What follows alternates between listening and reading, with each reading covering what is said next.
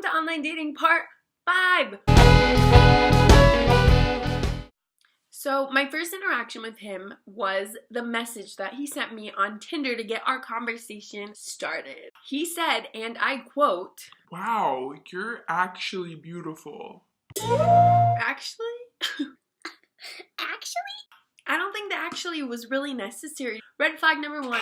So then he was like, "Hey, I'm making some R&B beats. Give them a listen on SoundCloud." I'm usually really skeptical of people that push their music on Tinder. It's usually just okay. I listened to his music and I actually liked it. It was pretty good. So it was like, okay, green flag.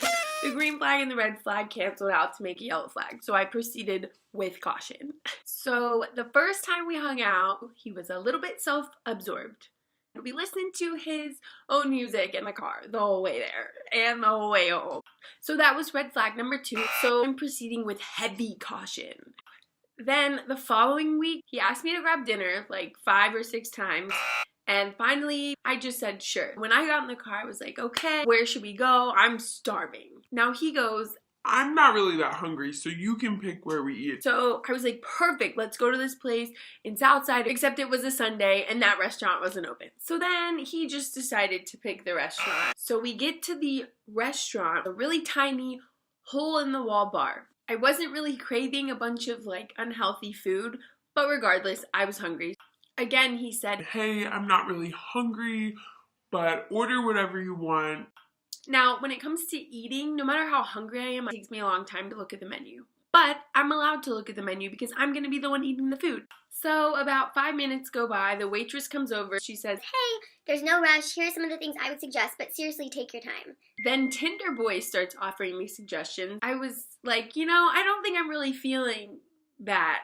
So about another 7 minutes goes by, and the waitress comes back over and she says, Okay, do you all know what you want? and he says, before I tell you, I want you to remember that I was super hungry, but I really didn't want a bunch of unhealthy food, okay? So again, he said, "We'll have fried chicken wings, fried mac and cheese bites, and French fries."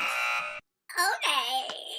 so then I looked at him and I said, wow, you just ordered for me. And he goes, "Well, somebody had to do it."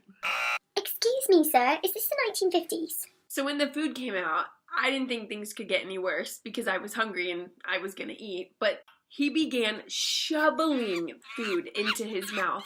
And I felt like we were competing to see who could eat the most, the fastest. You weren't that hungry. So then it got down to what we thought was the last mac and cheese bite. He offered it to me and I said, no, that's okay. I see another mac and cheese bite right behind that one. I'll take that one. So very quickly, he proceeded to eat his mac and cheese bite and then ate my mac and cheese bite.